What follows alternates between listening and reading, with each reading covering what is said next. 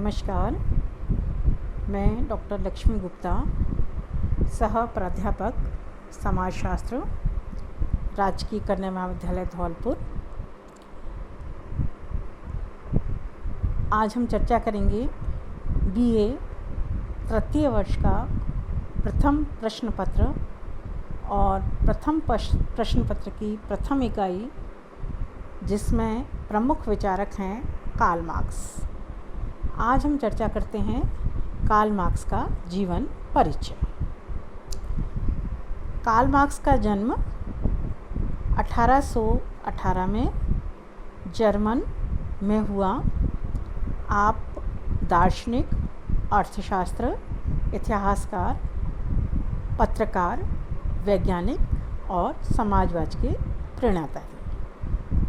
आपका पूरा नाम कार्ल हेनरिक मार्क्स है।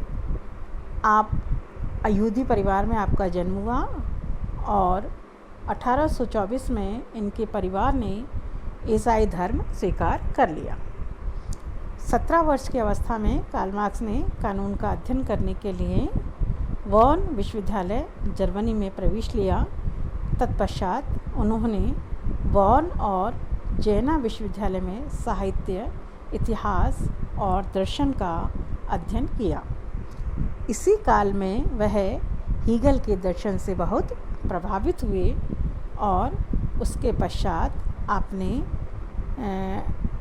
ट्रिक्रियस और एपिक्यूलस के प्राकृतिक दर्शन पर शोध प्रबंध लिखकर डॉक्टरेट की उपाधि प्राप्त की है।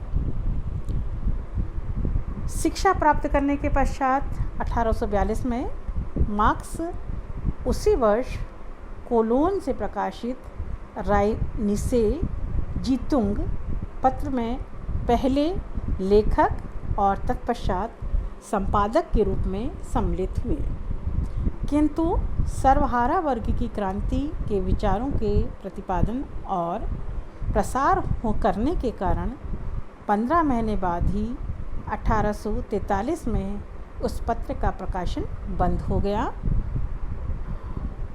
मार्क्स पेरिस चले गए। वहाँ उन्होंने हीगल के एक पत्र प्रकाशित किया जो हीगल के नैतिक दर्शन पर आधारित है। 1845 में वह फ्रांस से निष्कासित होकर ब्रुसेल्स चले गए और वहीं उन्होंने जर्मनी के मजदूर संगठन और कम्युनिस्ट लीग के निर्माण में सक्रिय योगदान दिया।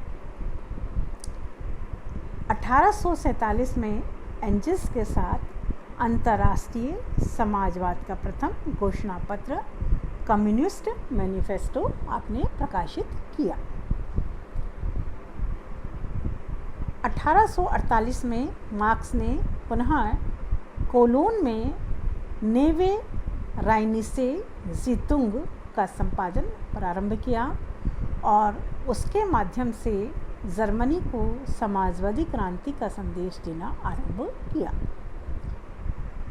1849 में इसी अपराध में वह प्रशासन से निष्कासित हुए। वह पेरिस होते हुए लंदन चले गए और जीवन पर्यंत वहाँ पर ही उन्होंने अपना निवास किया। लंदन में सबसे पहले उन्होंने कम्युनिस्ट लीग की स्थापना का प्रयास किया, किंतु उसमें फूट पड़ गई। अंत में मार्क्स ने उसे भंग कर दिया और नेवे राइसिंग जीतुंग भी केवल 6 अंक में ही निकालकर बंद हो गया। 1859 में मार्क्स ने अपने अर्थशास्त्रीय अध्ययन के निष्कर्ष जुर क्रिटिक दर पॉलिटिशियंस इकोनॉमी नामक पुस्तक में प्रकाशित किए। यह पुस्तक मार्क्स की उन बृहत योजना का एक भाग थी जो उसके संपूर्ण राजनीतिक अर्थशास्त्र पर लिखने के लिए बनाई थी, किंतु कुछ ही दिनों में उन्हें लगा कि उपलब्ध सामग्री उनकी योजना में पूर्ण रूपेण सहायक नहीं हो सकते।